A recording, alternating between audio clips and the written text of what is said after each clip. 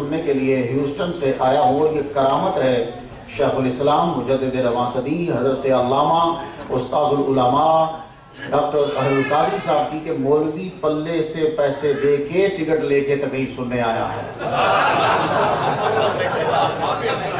یہ اگر اب بھی ان کو کوئی ولی کامل اور غوث نہ مانے تو وہ جاہل مطلق انسان ہے۔ میں نے اپنے جمعہ کے خطبہ میں، رضی نیازی صاحب ڈائریکٹر ہیں، میں نے وہاں کہا کہ سب سے بڑی کرامت دیکھی ہے شیخ الاسلام کی اس دور میں کہ مولوی کی تقریر کروا دو تو پرلی گلی سے کوئی بندہ نہیں آتا۔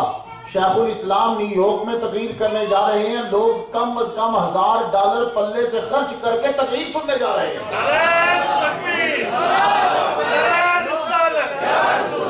اور سب سے بڑی کرامت یہ ہے 2 بندے پیسے خرچ نہیں کرتے، ایک پولیس والا اور ایک مولوی خرچ کر کے جا رہا ہے۔ اب پولیس والے کی باری ہے۔ اور آشا و کلام میں نے خود رضی صاحب سے کہا بھائی اس دفعہ اپنے پلے سے پیسے خرچ کریں گے۔ بات سمجھ کیجئے، اللہ تعالیٰ، یہ مشکات میں بھی ہے، ابو داؤد میں بھی ہے، اللہ تعالیٰ ہر 100 سال کے راس پر ایک آدمی کو بھیجتا ہے۔ یہ میرے نبی کا فرمان ہے۔ اس کے لیے جملہ استعمال کیا گیا من یجدد لہا دینا، من یجدد، یہ یجدد جو ہے اسی سے مجدد کا لفظ ابھی آپ نے نعرہ سماعت کیا ہے۔ اللہ تعالیٰ نے ہر صدی میں ایک مجدد کو بھیجا۔ پہلی صدی میں امام اعظم اور عمر بن عبدالعزیز انہیں مجدد قرار دیا گیا۔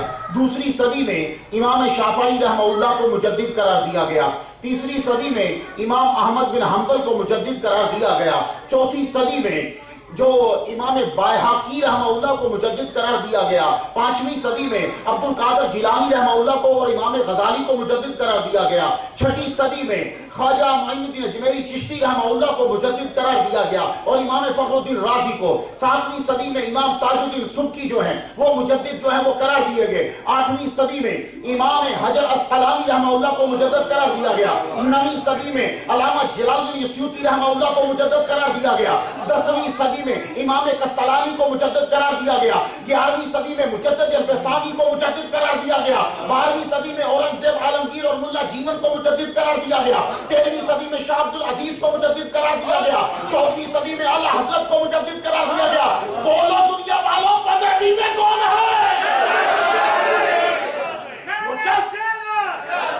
مجدد رواں صدی شیخ الاسلام ڈاکٹر طاہر القادری۔ اور یہ صرف میرا اعلان نہیں ہے، اور یہ میرا اعلان نہیں ہے، ان کا بھی اعلان ہے جو میلاد نہیں مناتے۔ اور وہ سٹیج پر کھڑے ہو کے یوں کہہ کے گئے کہ میں ان کو وہ کہتا ہوں جو تم سمجھ گئے ہو، میں ان کو وہ کہتا ہوں جو تم سمجھ گئے ہو۔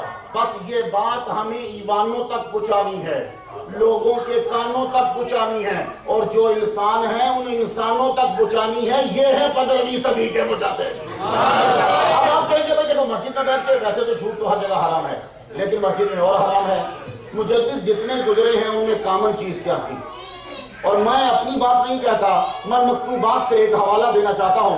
مجدد الفسانی نے یہ کہا تھا کہ اس دور کے مجدد کی یہ نشانی ہے کہ جب وہ آتا ہے تو نہ کتب کا فیض چلتا ہے، نہ غوث کا چلتا ہے، نہ ابدال کا چلتا ہے، پھر فیض چلتا ہے تو اسی سے چلتا ہے۔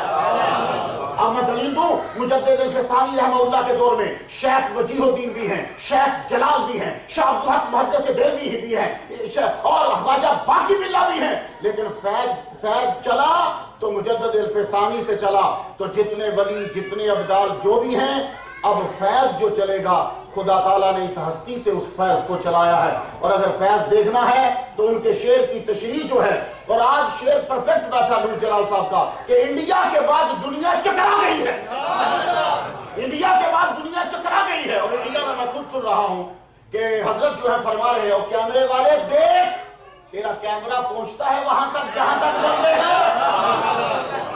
وہ بیچ قریب سے ایک بندہ بولا نہیں تجھے نہیں پوچھ رہا، کرین والے کیمرے سے پوچھ رہا ہو، تو چھوڑ اس سے پوچھ کہ تیری نظر کیچ کر رہی کہ نہیں۔ اور پھر سنیے، اعلیٰ حضرت سے بڑے لوگ جو ہیں وہ کہتے ہیں کہ جی حضرت اس سے ہٹ گئے، نہیں، 50 لاکھ ایک روایت کے مطابق مجمع ہے، 50 لاکھ کے مجمع کو کھڑا کرا کے اگر کسی نے مصطفیٰ جان رحمت پڑھوایا تو یہ مجدد رواں صدی ہے۔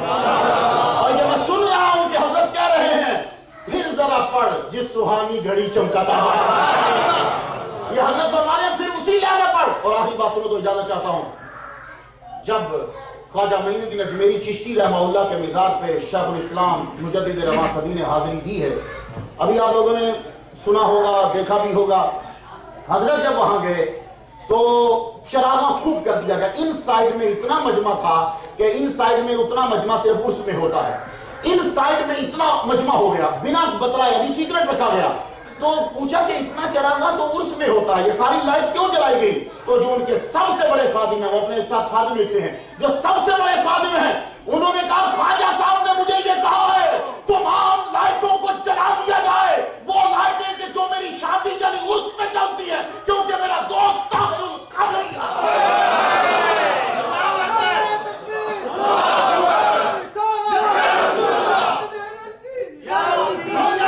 نور جلال نے صحیح کہا ہے. دنیا کیوں نہ چکرائے؟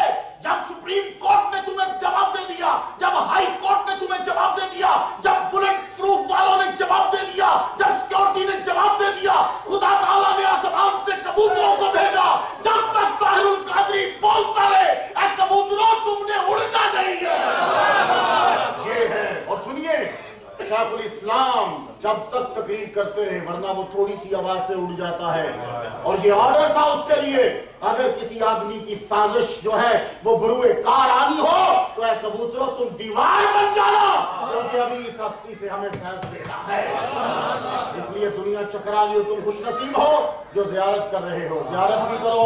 اور اس وقت ایک بات اور سن لیجئے، اس وقت میں ایک جملہ پڑھ سن رہا تھا کسی سے کہ حضرت کے مخالف کیوں ہیں، تو کسی نے پیچھے سے کہا حضرت کے مخالف اس لیے ہیں کہ یہ وہ حدیثیں سناتے ہیں جو مولوی نے زندگی میں کبھی نہیں پڑھی، یہ وہ علم بتاتے ہیں جہاں تک مولوی کی رسائی نہیں ہے. خدا سے بس دعا کرو. میں یہ سننے کے لیے آیا، ابھی اعلان کر دیا تقریر تو سنتے رہتے ہیں. حضرت کے لیے خصوصی طور پر جمعہ کے خطبوں کے بیچ میں تہجد میں اٹھتے ہوئے ہر وقت دعا کیجیے. ہمارے پاس عظیم سرمایہ ہے، خدا یہ کا سایہ ہمارے ساتھ ہے. الحمدللہ رب العالمین.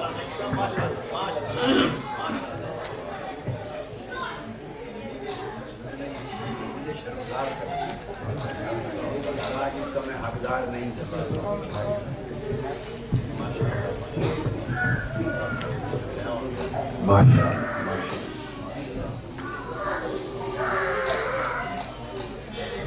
بسم اللہ الرحمن الرحیم. جن بڑے لوگوں کا شاہ صاحب نے ذکر کیا، اصل بڑے وہی تھے، اصل بڑے وہی تھے. ہم نے تو ان کے جوڑوں کی خاک کا فیض پایا.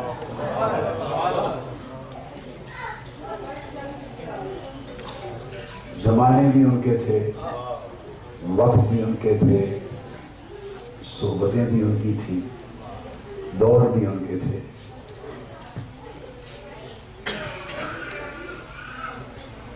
اور دین کی خدمت جو وہ کر گئے، ہم نے کیا کرنا ہے؟ ہمارا شمار تو نہ 3 میں نہ 13 میں.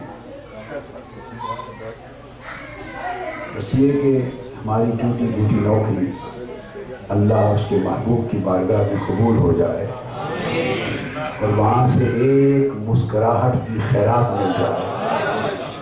یہ ہماری پوری عمر کی نوکری کی تنخواہ ہے، مسکراہٹ مل جائے. اور پنجابی یا سرائے کی زبان میں آپ یوں سمجھ لیں، ایک جملہ سننے کو مل جائے جب وہ چاہیں، جب بھی وہ چاہیں، ایک جملہ سننے کو مل جائے، او ساڑھے کتیا تو چنگی رکھوالی کی تھی. کتیا ساڑھی چنگی رکھوالی کی تھی. ہم تو مالک کے گھر کی رکھوالی کر رہے ہیں، یہ کوشش کر رہے ہیں کہ ان کا وفادار کتا بن سکے. ایک کوشش ہے کہ آقا کا وفادار کتا صد بن سکے اور ان کے دیے ہوئے دین کی، ان کی ناموس کی، ان کی محبت کی، ان کی غلامی کی نسبت کی، اس کی رکھوالی کر سکیں. اور ڈاکہ زنی کرنے والے، حملے کا سوچنے والے، اس میراث کو لوٹنے والوں سے آقا علیہ السلام کے جو دین کے در و دیوار اور گلی کوچیاں اس کو بچا سکے، اور حضور خوش ہو جائیں اور کہہ دیں بھئی یہ چنگا کتا ہے سارا، ورنہ ہم چنگے کتوں میں بھی شامل ہونے کے قابل نہیں۔ بڑے بڑے ہو گزرے ان کے، بڑے بڑے ہو گزرے، انہیں کمی نہیں ہے، انہیں بڑے بڑے، وہاں تو شیر بھی کتوں کی طرح نظر آتے ہیں، انہیں کمی نہیں ہے۔ تو کسی نے یہ کہا تھا کہ تیرے کتیاں دا ڈنڈڑا میں بھی تیرے کتیاں دا ڈنڈڑا، بھئی میں اتنا ہی جگہ مل جائے جتنی کسی ایک کتے کو ڈنڈا مار دیتے ہیں اور کتا اٹھ کے کام کرنے لگ جاتا ہے، تو تیرے کتیاں دا ڈنڈڑا میں بھی سے آئے کہ سر